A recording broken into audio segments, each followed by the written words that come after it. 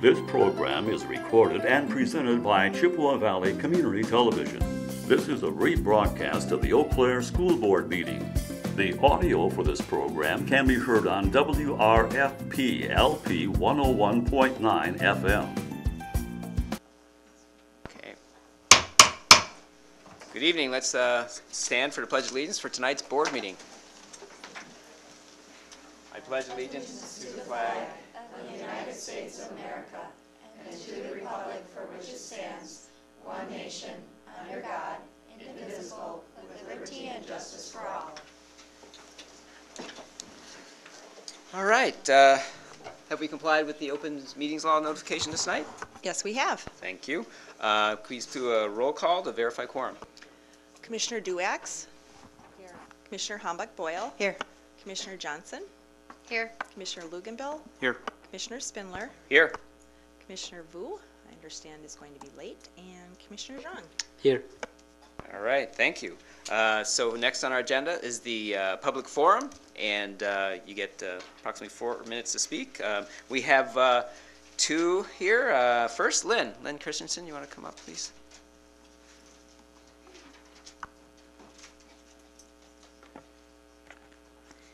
Lynn Christensen, 3658 Oak Hill Place, Eau Claire, Wisconsin, president of AFT Local 4018. So, good evening, board members. After the passage of Act 10, the Board of Education stated that no employee group would go backward with the enactment of Act 10, and the administration furthermore promised to engage in an ongoing process of meet and confer meetings to meaningfully address staff working conditions. As union president, I have personally worked these past several years to make sure staff voices are heard in good faith. In meet and confer meetings, I have continually reminded the administration of the facts and background of our special education assistants, their lack of pay, and where they sit on the pay scale. I have also talked repeatedly to the administration and the board about the loss of school year support staff vacation days, which was also a loss of income for about half of that employee group. Our union has also offered over 200 signatures from community, parents, etc. in support of reinstating these vacation days. We were told and assured by administration that the board was well aware of these issues and that you were waiting for the compensation results before making any decisions regarding monetary distribution. We were told continuously that the board was waiting for the results of the survey and not the findings of the compensation committees that have since been formed. The results of the survey have been in for at least 3 years now. It came as no surprise to any of us how underpaid our support staff are. At the lowest and far behind the median pay is our special education assistants. So I'm standing before you today, along with many members of our union, to say that with the referendum now looking like it will be pushed back to the fall, it is time for the board and the district to honor some of these promises that have been made to us since the implementation of Act 10. For the past 3 or 4 years, administration has suggested that support staff pay for the cost of the reclass out of the CPI increase of money. Even with the full CPI increase granted to us, that is not enough dollars to pay the reclass and also give everyone a cost of living wage. Therefore, we are standing before you this evening to specifically ask that in this year's negotiation talks, you direct the administration to honor the cost of the special education reclass that has been an elephant in the meet and confer room for a number of years. In addition to that, we are also asking that the board express your appreciation for support staff and charge the administration with honoring at least one step movement for this school year in addition to the CPI increase, including longevity increases. One step movement will not make support staff rich by any standard, but this action would at least allow those who have been frozen on the same staff for the last 5 years to feel a little more valued as an employee of the Eau Claire School District. As many of you may be aware, many of us making less now than we were making 10 years ago. Honoring longevity will also help all of us who have stuck it out during these hard times feel that our time has not been wasted, that their years of service are important, and that you, the board, value their experience and commitment. I feel that most of the board members, if not all of you, are ready and willing to start compensating staff, but are continually being forced to push back any action because of the unknown referendum and the state dollars. But this year, show your employees that you really do care and are willing to start compensating by agreeing to and directing the administration to give to us, above and beyond the CPI, one-step movement, longevity, and the cost of the reclass for special education assistance. Thank you. Thank you very much, Lynn. Appreciate that. Thank you, everyone, for showing up. Thanks again. Next, we have Cindy Hines. Come on up. Cindy Hines, 2121 Frank Street, Eau Claire, Wisconsin. And I won't cry. I've been an SEA for 16 years, and as many of our SEAs have been in this district. Some new, some 5, 10, 15, 20, and up to 24 years. And many times they've asked me, why weren't we reclassed? Why weren't we reclassed? And the answer's always been, Lynn's working on it. Lynn's working on it. Lynn's working on it. And so they've had faith in Lynn, and I want to thank her for all the work she's done. We as SEAs wear many hats in our educational facilities in this school, especially with all of our students, not just with special needs, but in mainstream classes, which I don't believe that everybody understands. We are in classrooms with special needs students, but end up helping all students. We are counselors, we're emotional help, we are educators in math, science, reading, and many other things. With our cognitively disabled children, we work for smiles on their faces. We work with their bodies for therapy so that they can become independent, their life skills, so they can feed themselves, so they can live. These things are not known. We were hoping that someday some of you could come and spend time with our children. Not one, as I've said before in front of the board, not 2, but 2 to 3 days, because each day in the life of our children is different, and we never know what to expect. But I know one thing. Your SEAs in this school district love the students and will always be there to support them, no matter how many times they've been told, please wait. Thank you. Thank you. Thank you very much. Okay, next we have the superintendent's report. Go ahead, Superintendent Hardebeck. So I'd like to, first to do the upcoming Board of Education events as we do each time by saying that tomorrow, January 19th, from 5 to 8 p.m., there will be a meeting of the Compensation Committee with the certified group, which will be followed on January 25th from 4 to 8 p.m. with the certified group, and they will meet with the facilitator, Bob Butler from WASB. January 26th from 8 to 10 a.m. the non-affiliated group will meet with the facilitator, and then on January 28th from 4 to 6 p.m. the hourly group will meet, and all of those meetings will be held here in the administration building. January 20th through the 22nd, we have members that will be traveling to the WASB State Convention in Milwaukee, Wisconsin. January 26th, there is a meeting of the Public Schools Foundation at noon at Whippley. On January 29th at 11:30 a.m., there is a meeting of the Budget Development Committee, and that will be held here in the Administration Building. On February 1st, there's a meeting of the Policy and Governance Committee in the morning at 10:30 a.m., and at 7 p.m. there will be a school board meeting. Almost all of those committees will meet again between February 1st and February 22nd. But one thing I did want to point out to the board is that the legislative breakfast will be hosted by Chippewa Falls, and that will take place at 7:30 a.m. on February 22nd, and the place is yet to be determined. So more information coming on that.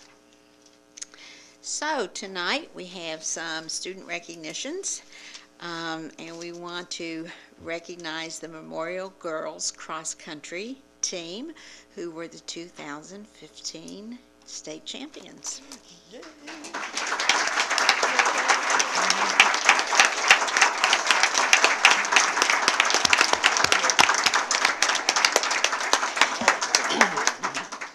So they're all, I can see them all sitting there, and Here are a couple of really fun facts. There were 190 finishers in the meet with 20 teams competing. And these are team places as well as individual places. Aubrey Roberts was on first team, first individual. Hannah Roski, 7th team, 7th individual. Sophia Smith, 16th team, 22nd individual. Zoe Smith, 36th team, 52nd individual. Charlotte Dial, 57th team, 94th individual. Carrie Bertrand, 82nd team, 126th individual. And Morgan Barnhart, 90th team, 138th individual. Now, Audrey Roberts was named the Gatorade Player of the Year in Wisconsin for girls cross country. Audrey Roberts was also the Division I Female Wisconsin Cross Country Runner of the Year. She and Hannah Roski earned first team All-State honors for their performance at the state meet. Sophia Smith earned honorable mention at All-State recognition. All 7 girls that raced in the state meet received both team and individual academic All-State honors as well. And our top 5 GPAs averaged 3.99, second among all Division I girls teams that raced that day. Very, very impressive.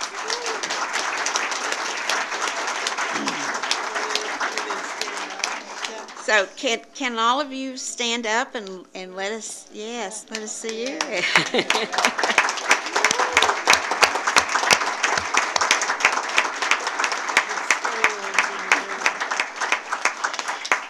So every successful team has an outstanding coach, and in this instance, it's Coach Johnson, Coach Mark Johnson. Is he here? There he is. And it's important to note that he was named the Division I Cross Country Coach of the Year. Wow.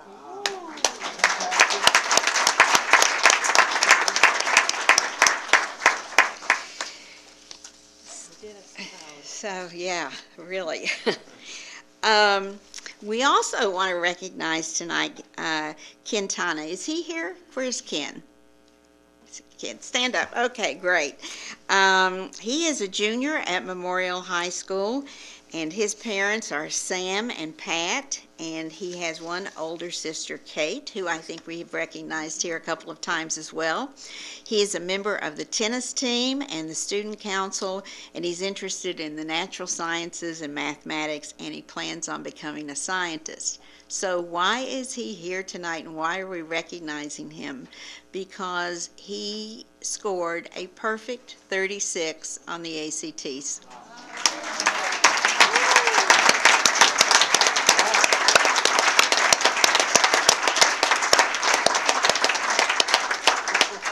So Ken, I was looking up the kind of significance of having this perfect ACT score, and I found out that 99.96% of students scored below a perfect score of 36. That means that only 0.04% of students averaged that your score, and this is quite a significant personal achievement because the average score nationwide on the test is 21.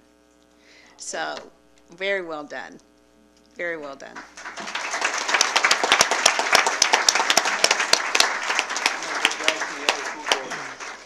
And so I'll have another announcement or two after the consent agenda. All right, great. Next is the President's report. A very little report, except let's see. One is we have 5 candidates for the 4 school board positions open for this spring. That's good to hear. Good news. Carolyn Barstead, Jennifer Fager, Aaron Harder, Chris Hambuck-Boyle, and myself. The top 3 vote getters will get the 3-year terms, and the 4th vote getter will get the 1-year term. So I just want to thank everyone who's running and put in nomination papers. And just Superintendent Hardwick said this also, but just a reminder, the WASB State Convention is this week, and I'd ask board members and others who are going to, share any interesting information or knowledge that you can for us. So that's it for my report. All right, student rep reports. Who would like to go first?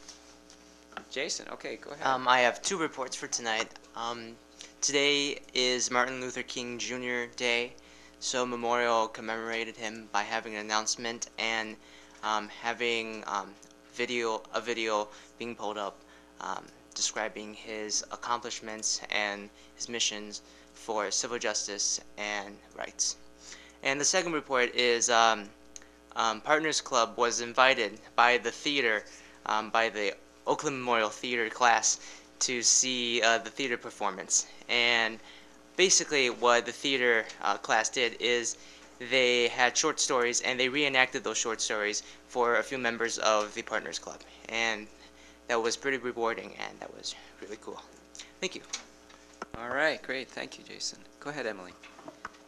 Well, last week we had the forensics do a talent show, so a bunch of people from the school auditioned as well as forensics members to raise money for their competitions this year. That went really well. It was lots of fun.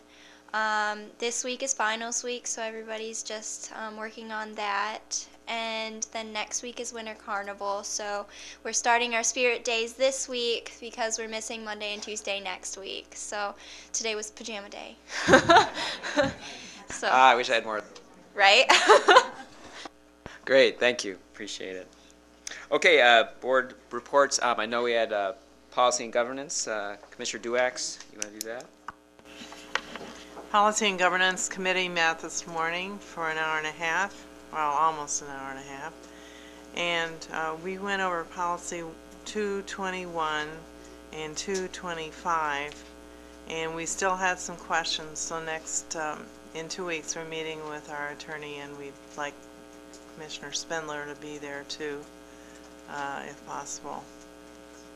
Okay. We worked also on the fraud policy. That's on people's minds these days in Eau Claire. We think it's very important that we do a good job with that, and we found sample policy 1 from WASB as one that we like, so we will be refining that and bringing that for the next board meeting. This is a very detailed report, set of minutes from Secretary Iverson, so I'm not doing all of the things that we did, but we also talked about policy 411, and we will be working on that, and that's a policy, I believe it's about transgender, isn't that what it was? Adding transgender students. Yeah, education, and so we'll be working with that too for the following board meeting. Great, thank you. Commissioner Zhang, budget. You want to do that for us? Yes, we met last Tuesday, the 12th at 11:30.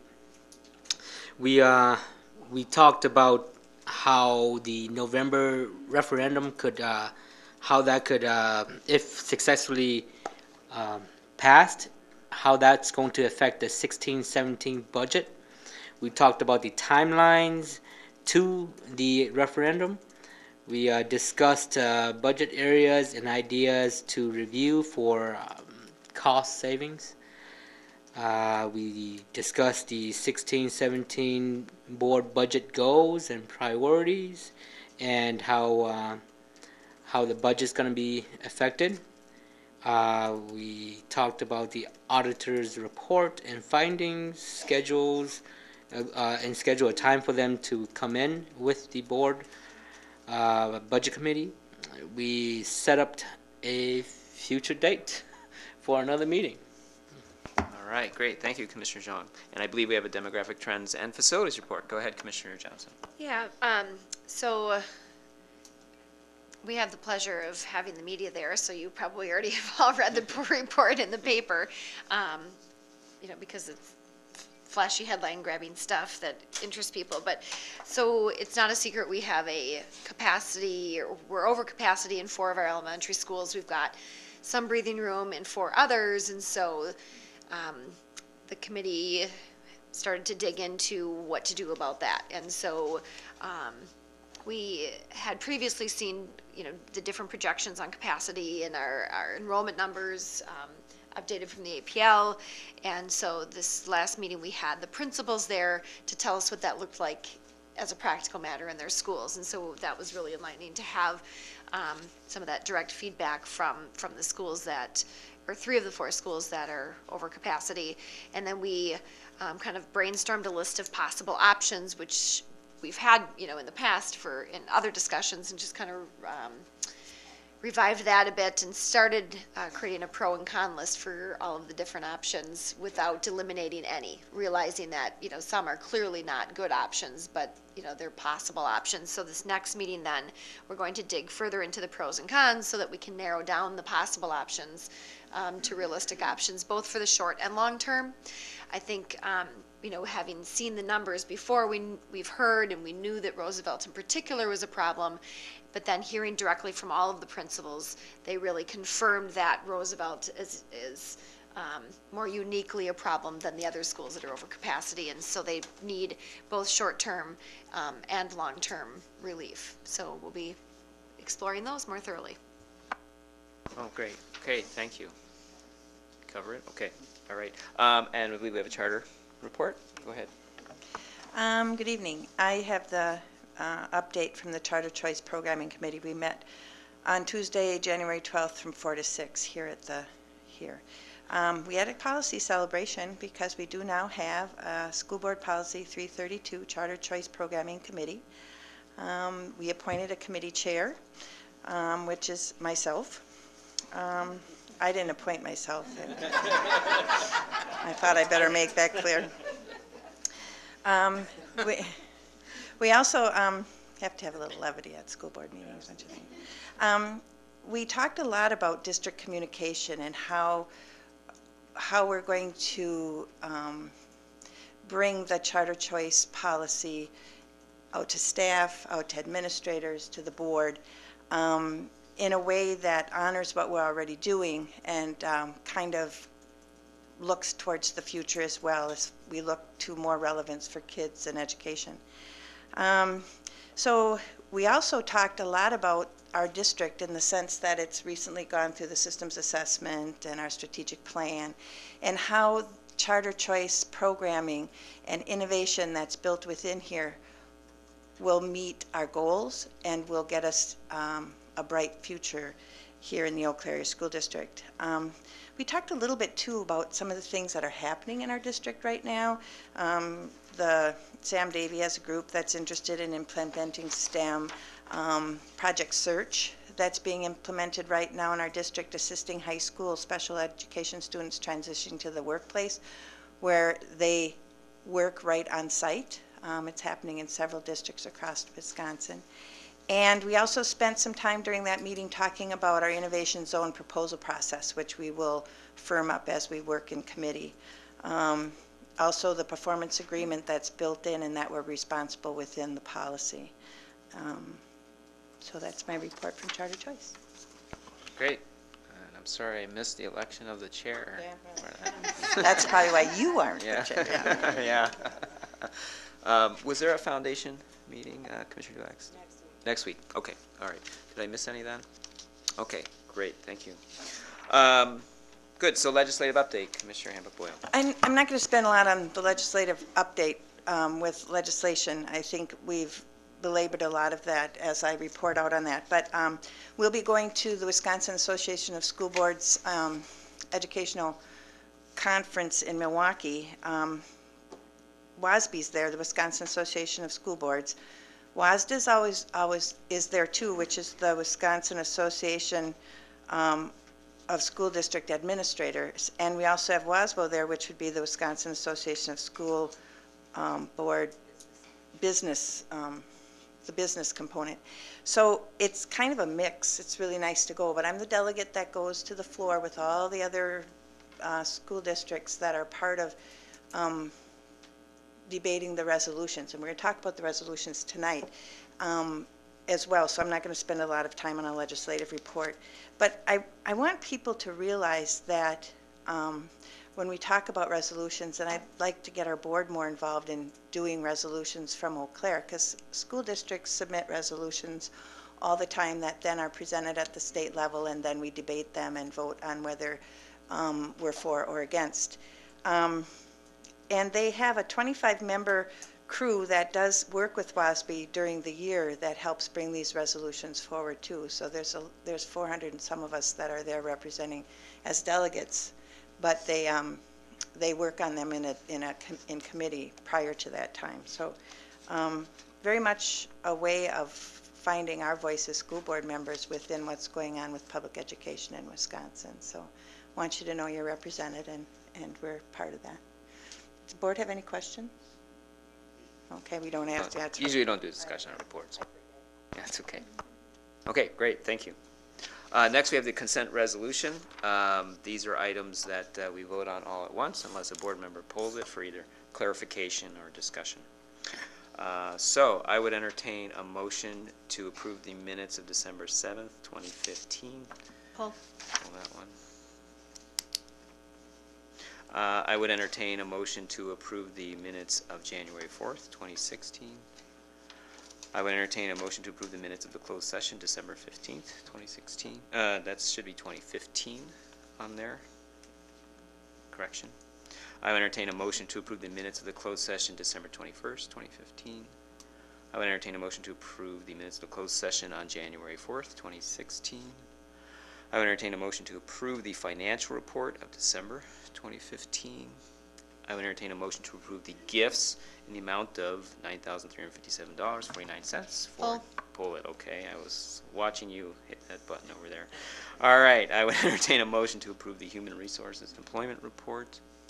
I would entertain a motion to approve the 2016 Administrative Contract Renewals. Pull. We have that pulled. Was that Chu or Joe? Joe. I just found out who it was. I would entertain a motion to approve the revisions to Policy 154, Board Self-Evaluation. I would entertain a motion to approve the Register and Vote Eau Claire RAVE Resolution.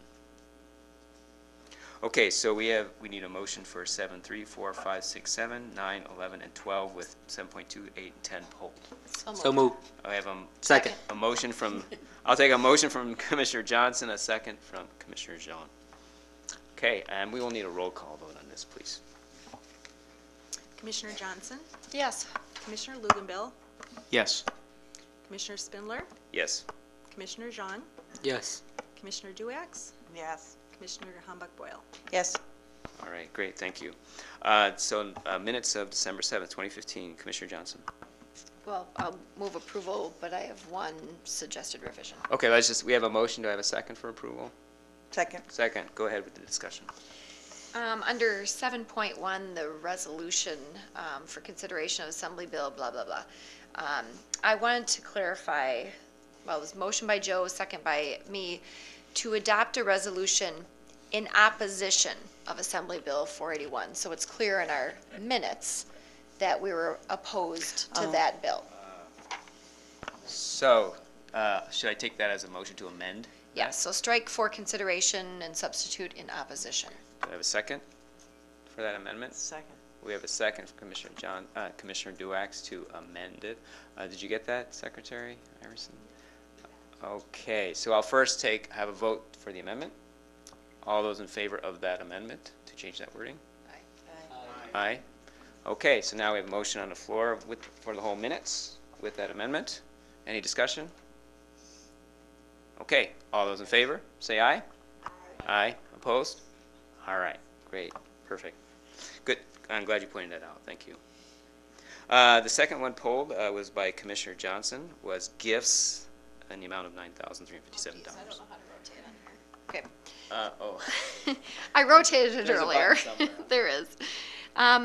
So, in the spirit of my equity concerns, I'm wondering if the $1,500 skate sharpener that Zaco donated will be available to our all three of our hockey teams, or if they're going to be donating an equivalent skate sharpener to the North Boys and the girls co-op team.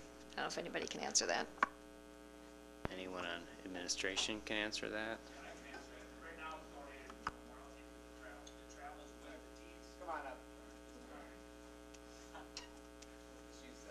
Use the thing here, go ahead. Press the button. Yeah. Oh, it's already on.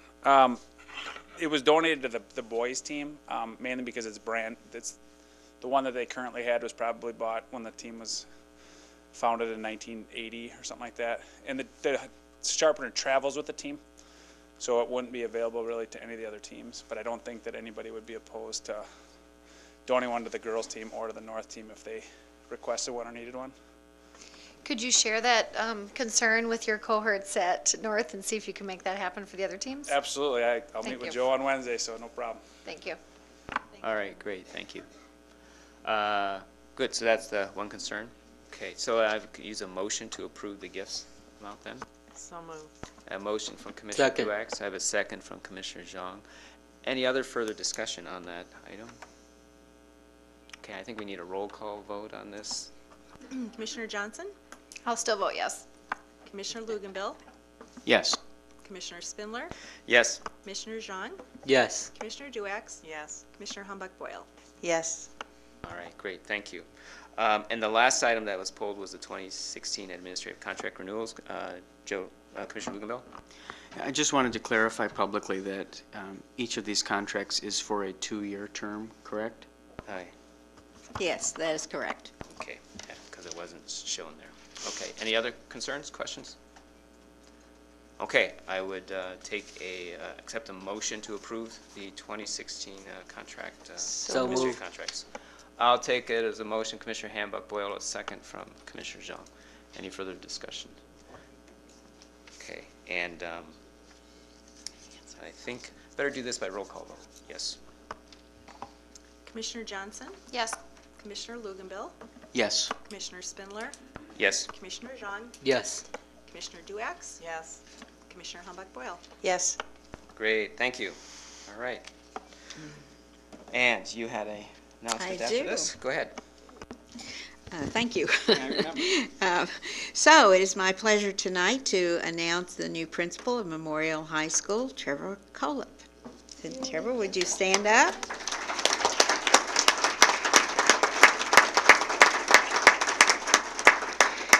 So we'll now read your biography. Stay standing. Yes, and you have to stay standing. So, after graduating from the University of Wisconsin-La Crosse in May 1996, Mr. Colip began his educational career as a physical education and adaptive physical education teacher at South and DeLong in the start of the 1996-97 school year. Beginning with 1997-98, he transferred to Memorial High School as a physical education and adaptive physical education teacher and served in that capacity until June 2004.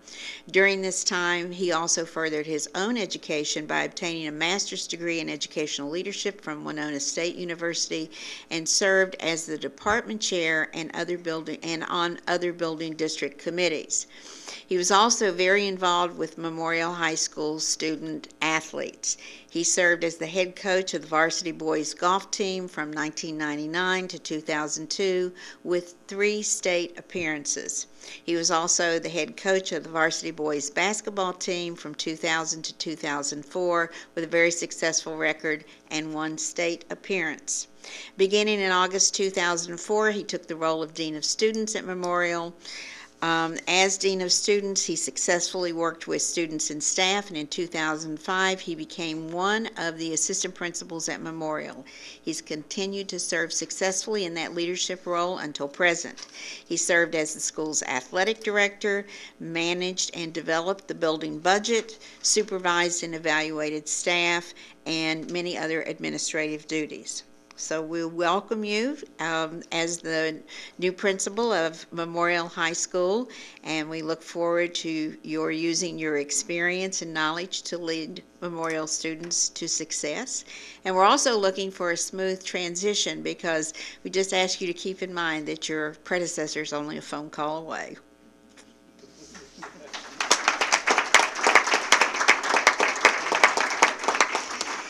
And we would also like to introduce tonight Lucas Barth, who is the next assistant principal at North High School.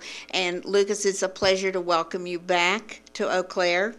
Lucas began his educational path at the University of Alaska, Anchorage, from September 2001 to April 2003. He continued at the University of Wisconsin, Eau Claire, and graduated with a degree in special education in June 2005. Following graduation, Mr. Barth was hired as a special education teacher at DeLong Middle School in August of 2005. He continued teaching at DeLong and served student athletes by coaching various sports through June 2010. Beginning in the 2010-11 school year, Mr. Barth transferred to North High School. He stayed at North through June of 2012. Also during his time in our district, he earned his master's degree in educational leadership at Viterbo University in La Crosse, completing the program in 2011. Mr. Barth left our district in the fall of 2012 to start his educational administration career, and he served as the principal at Abbotsford High and Middle School from 2012 to 2014, and then as the principal at the Bloomer Middle School from that time to the present. So once again, we welcome you back as the assistant principal at North High School, and I think we feel very confident that we can count on your educational leadership and experience to help our students there. So welcome.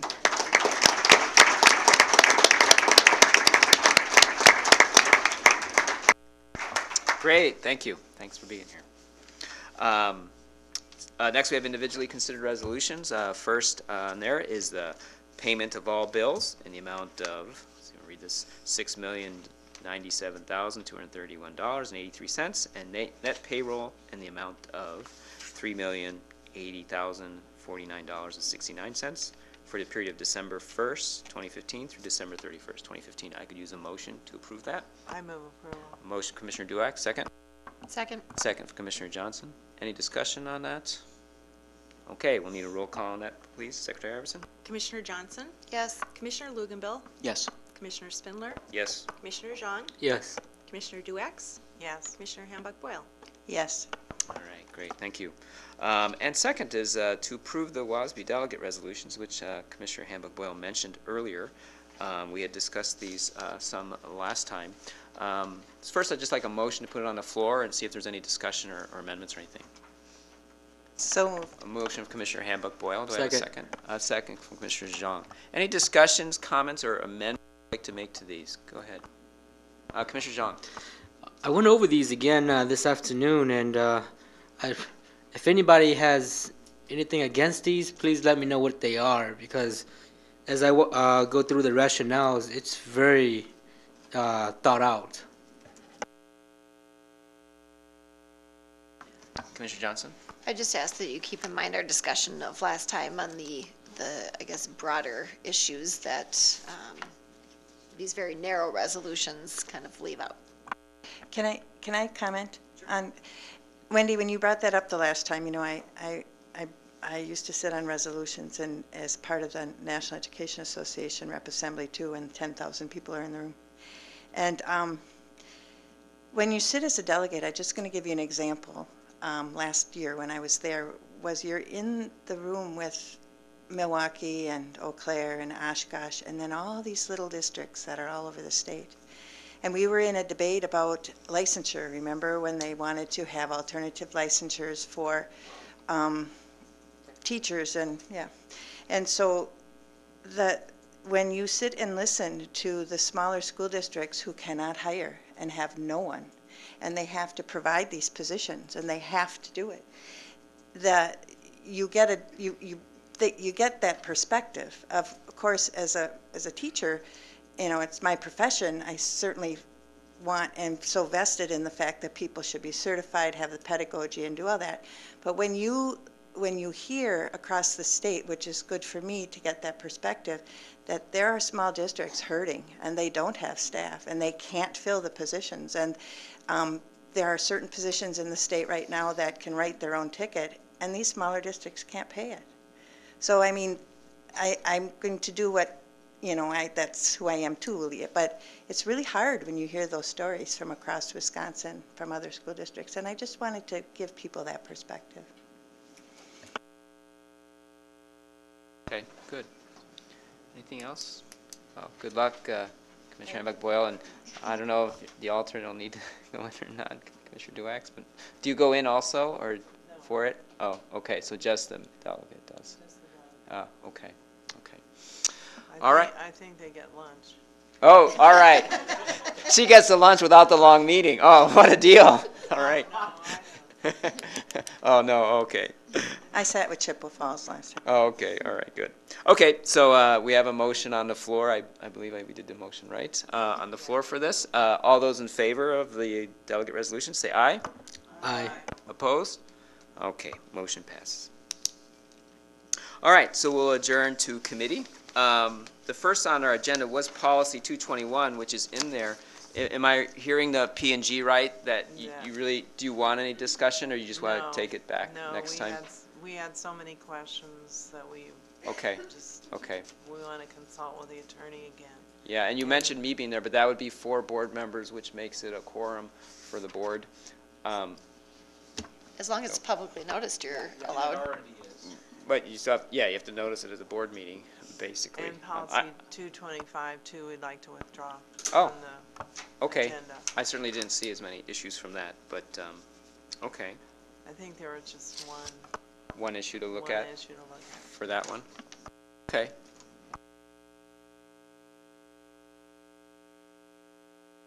We could have scheduled more. Darn. All right. So next, policy 342.7, discussion and possible first reading. This is services and programs for English learners.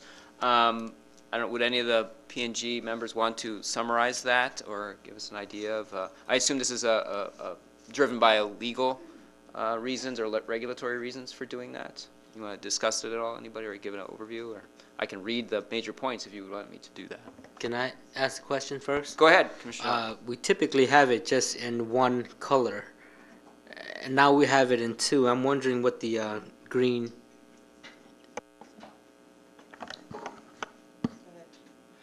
So this is a brand new policy, which is the yellow. And we went through teaching and learning. Yeah, go ahead. Yep, our staff reached out to the Title III staff at DPI, and this used to be called English as a Second Language, then English Language Learners, but DPI in the language is being moved towards English Learners as the title of the program now, and so we wanted that to be consistent with what you're going to start continue to see documentation from the state level. So the green was just that one change.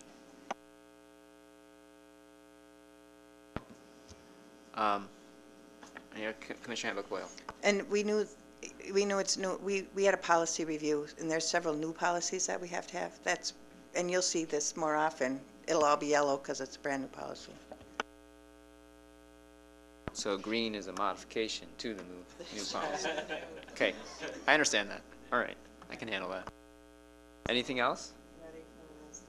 Well, for a reading, we can do a first reading if there's no other questions or comments. Are we ready for a first reading? Is everyone comfortable with it? Commissioner Johnson? Just one minor suggestion. In the second sentence, the board itself doesn't actually provide the education and support, so I would just ask that we substitute the board, substitute the district. What do you guys think? So on the second sentence, it says, the board shall provide culturally relevant. She is suggesting the district shall provide culturally relevant education. That's a good suggestion. Does that sound reasonable? Okay. Commissioner Hambuck-Boyle? I would only say that the board is the one who does the policy, and the policy drives that. So I don't care either, but I think that's why it says it that way. Right, so the board creates this policy and directs the district, to do the actual work. Whereas in a board review policy, the board is doing the actual work. No, technicality is important sometimes, so. Thanks. Okay, so when we do the first reading, we'll say the district instead there. Do I have volunteer? Do you want to split it up? It's kind of long. Does someone want to do like first part of it, or does someone want to do?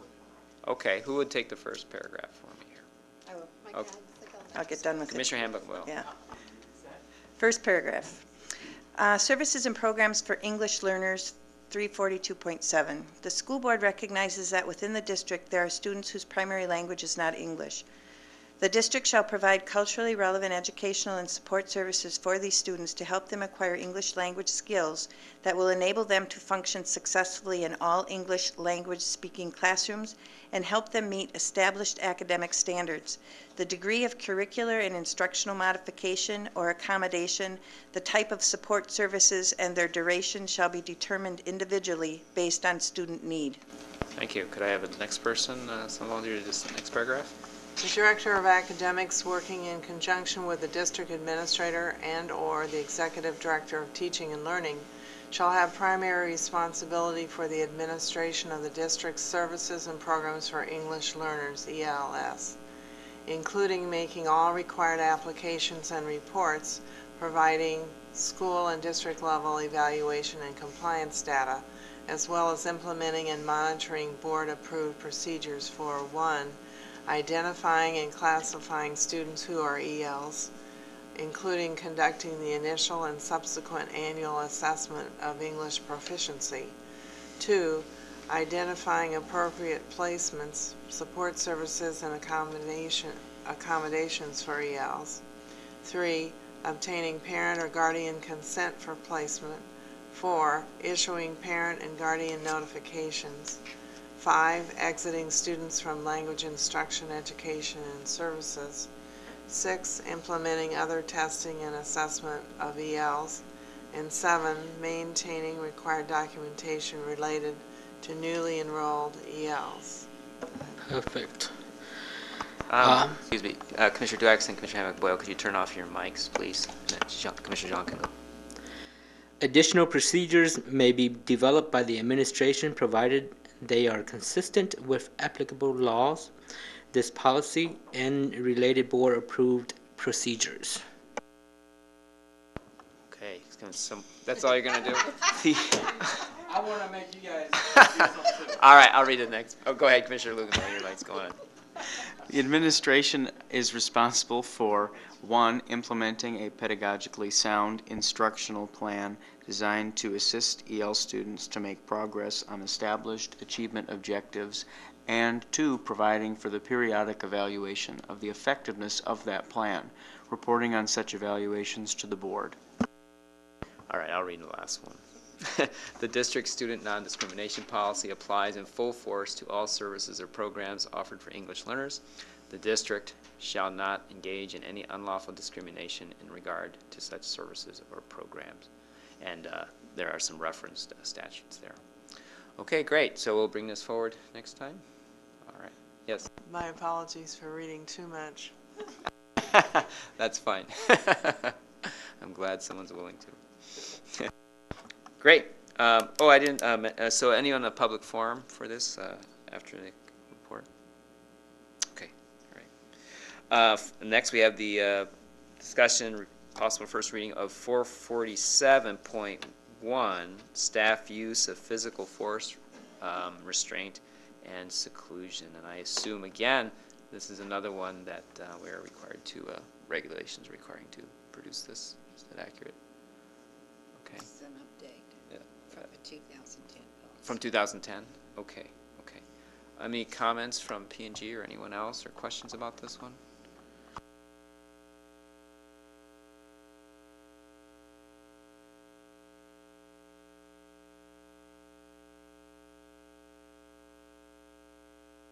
This one's even a little longer to read. Sure is.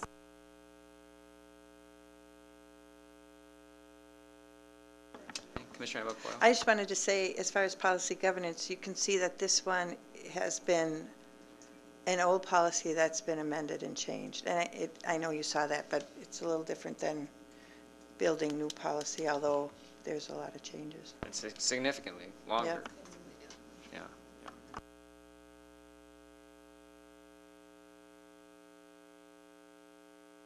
All right. Yes, Commissioner John. And this is to keep up with the changing laws?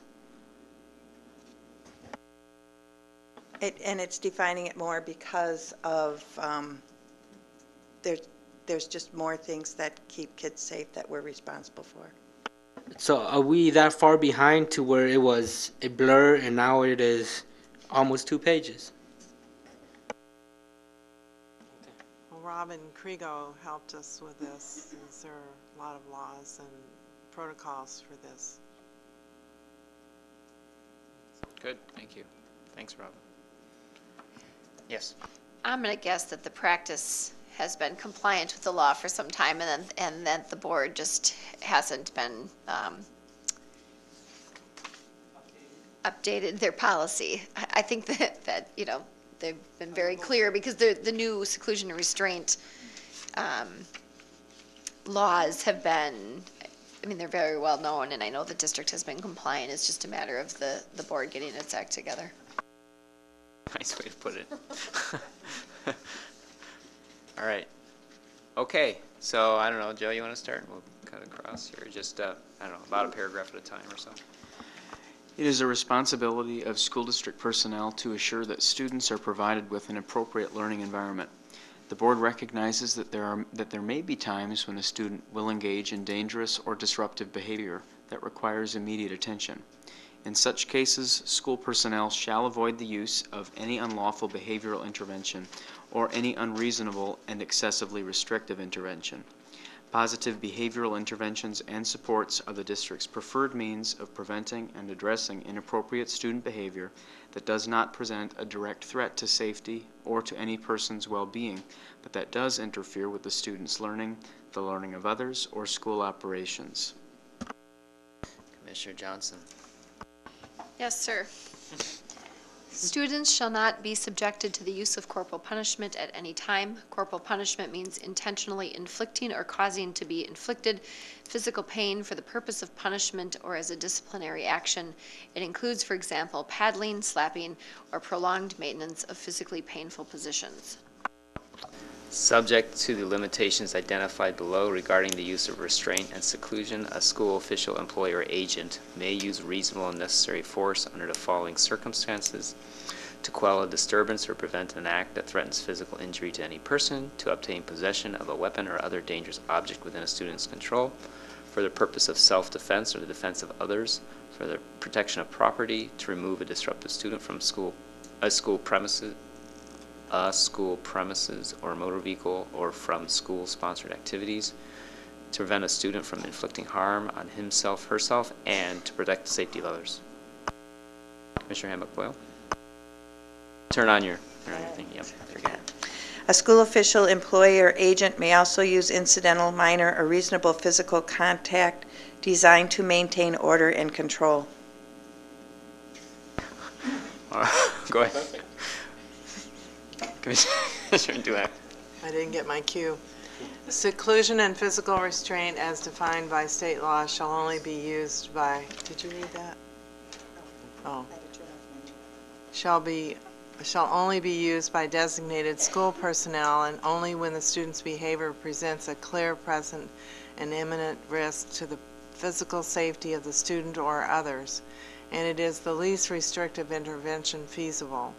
The use of seclusion or restraint as a behavioral intervention shall also be for the shortest time possible, and shall be conducted and documented in accordance with applicable legal requirements.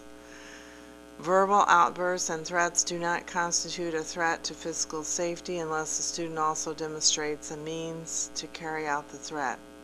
The purpose for using seclusion or physical restraint as outlined in this paragraph is to diffuse a physically dangerous situation, protect the students and others from injury, and regain a safe and productive learning environment. Neither physical restraint nor seclusion should be used as a punishment or as a substitute for appropriate educational behavioral intervention and support. Only designated staff members who have received required training may physically restrain a student, except that if a trained staff member is not immediately available due to the unforeseen nature of an emergency situation, then a staff member responding to the emergency who has not received training may physically restrain a student in a manner that is otherwise consistent with the requirements and what? Set forth. Oh, I see. set forth in this paragraph. All incidents involving the use of student seclusion under this policy and all incidents involving a significant physical encounter between a student and a district official, employee, or agent shall be reported to the building principal and to the parents or guardians of the students involved. School staff shall be informed of this policy via reference in the employee handbook and through other role-appropriate training and staff development activities as determined by the administration. All right, great, thank you. So we'll bring this forth next time. All right, quick agenda today. Any requests for future agenda items? Commissioner Luganville. I have a couple, but I'll take turns if people have others. I would like to have a committee report or a work session to look at our working capital and some short-term options for our staff. Specifically, I'd like to see some cost outs. I'd like to see the cost of bringing back Just Cause. I'd like to see the cost of bringing back vacation days, as Lynn had mentioned, and I'd like to see the cost of one-step movement, just so that we have the information in front of us. And then I'd also like information on two other pieces. I'm not sure if they would constitute a committee report or a written report in the mail, but I'd like information on the status of health coverage for LGBT employees and their domestic partners. And then I'd also like information on deferred expulsions so far this year. Could you give me that last one again, Joe, please? Yeah, information on deferred expulsions so far this year. Deferred.